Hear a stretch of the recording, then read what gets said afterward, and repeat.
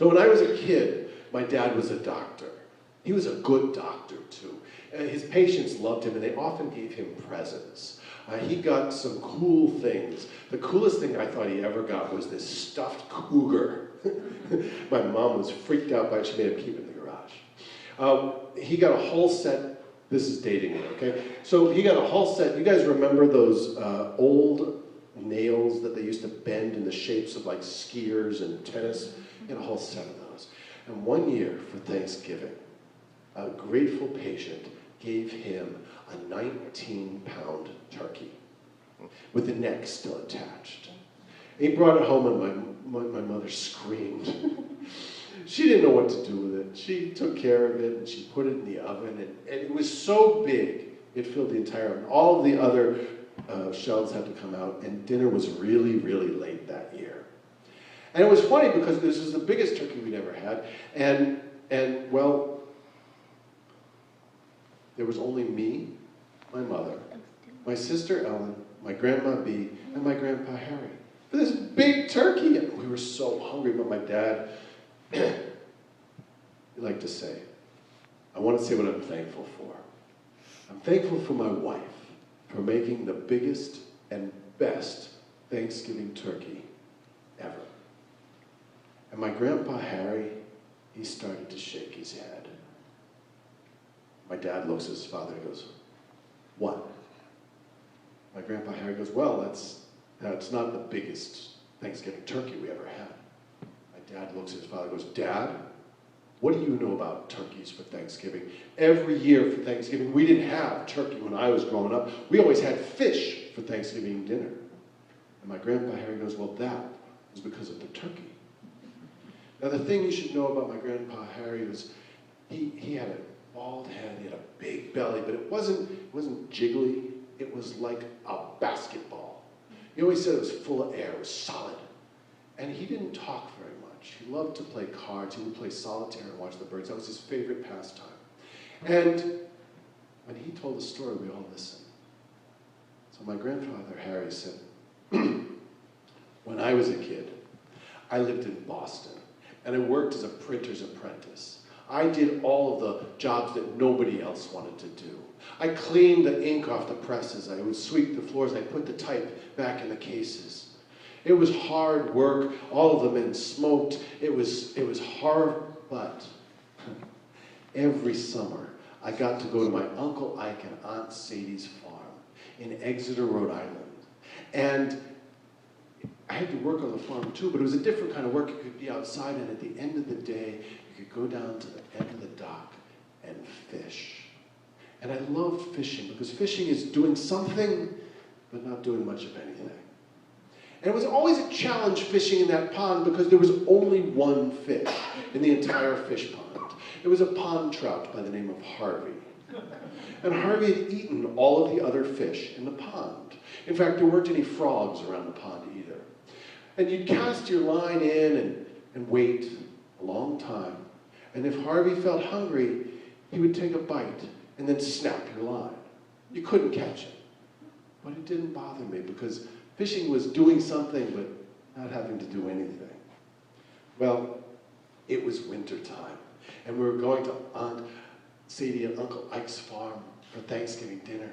And there was snow on the ground. You guys don't know about this, you little kids. There was snow on the ground, and there was ice on the pond. And I decided to bring my ice skates. I loved ice skates. I bought those skates with my own money, and I would sneak down to the river or to any pond I could. But the pond of Aunt Sadie and Uncle Ike's house was the best because it was smooth and it was big, and I brought my skates. And when we got to the house, we went into the house, and everybody was so happy to see us. The first thing that Uncle Ike did is he took us into the kitchen and he showed us the brand new Glenwood gas stove. It was this green enameled porcelain, the cover of Pond Scum. They had taken the old stove, it was a cast iron stove out back, and they put it outside. And to celebrate the new stove, they had bought a 28-pound turkey. You couldn't cook the old turkey in the old oven because the heat was so uneven, but now They were cooking with gas. So all of the women were in the kitchen, they were talking, the men were in the parlor, they were playing canasta, and nobody wanted to go ice skating. Now one thing you should know is you never go ice skating by yourself. It's very dangerous. And so I was very frustrated. I was walking around. I was very angry. I was walking around outside. I was kicking through the snow, and I kicked something. I saw this thing go flying end over end. It was a little cylinder thing, sort of like a toilet paper roll, but with a string attached to it. I dug it up and it looked like a firecracker. A big one. Later on, I found out that Uncle Ike was blowing up tree stumps with blasting caps, but I didn't know that at the time. And I got an idea. I decided to do something a little mischievous. So I sneaked into the kitchen, and I opened up the oven, and I shoved the firecracker right into the turkey, right into the stuffing. I shut the oven door. I was waiting around, and my mother shooed me outside, and I'm standing outside the back door, and I realized if something happens and I'm standing here, they're going to know it was me. So I did the second foolish thing that I did that day. So I went to the car, and I got my ice skates. Went down the hill, went onto the dock, and I looked off the end of the dock. Now, there was a ladder going into the water, and there was some clear water where Uncle Ike had been cutting ice for the drinks and all that stuff in the ice box. So but on the other side of the clear water, the ice looked pretty solid, it looked pretty thick. So I took off my shoes, and I put on my skates, and I climbed down the ladder, and I jumped across the clear water and onto the ice, and I started to skate. And it was a beautiful day for ice skating. It wasn't windy at all. The sun was warm. Pretty soon I was sweating. It was wonderful. I was doing all sorts of turns. And I was on the far side of the pond when the ice broke. And I fell into the water. It was the coldest thing I'd ever felt. It sucked the air right out of me. And I tried to climb out, but the reason that you don't go skating by yourself is you can't get out. The ice is slick. And I tried to pull myself up, but I couldn't pull myself up. And it was so cold, and I tried to yell, but I couldn't get any air. And besides, I was on the far side of the pond at the bottom of the hill, and everybody was inside the house. They were making so much noise, and I realized I might die. But it's Rhode Island, and the pond is really small, and there's a ladder going into the water. And I realized if I could get under the ice to the ladder, I could climb up. So I take a bunch of breaths, and I fill my belly up with air, and I push myself down. I start to run along the bottom of the pond. But the blades of my skates are biting into the muck on the bottom of the pond, and I'm not getting very far. So I go back to the hall. I take off the skates. I tie the laces together. I throw the skates over my shoulders because I'm not leaving those skates behind. I paid good money for them. Push myself on there. I start to run across the bottom of the pond in my stocking feet. And I'm running as fast as I can. I've got my breath held, and my skates flopping behind me. And Harvey, remember Harvey? Pond trout? He hasn't seen a fish in a really long time. He sees the ice skate flapping. He opens his jaws, and boom, he chomps. And the blade of the skate set in his cheek. And he went off, and I was holding on to the other skate. I was not going to let go of those skates. I paid good money for them. I got yanked up off of the bottom of the pond. I'm being dragged around underneath the pond. My head kept hitting the bottom of the ice. I'm going round and around. I'm running out of breath, and I don't know what's going to happen, but Harvey takes me close enough to the ladder. I can grab a hold of the ladder, and I gave the skate a tug, and I pull myself up a rung. I gave the skate a tug, and I pull myself up a rung. I gave the skate a tug. And I realized I caught Harvey.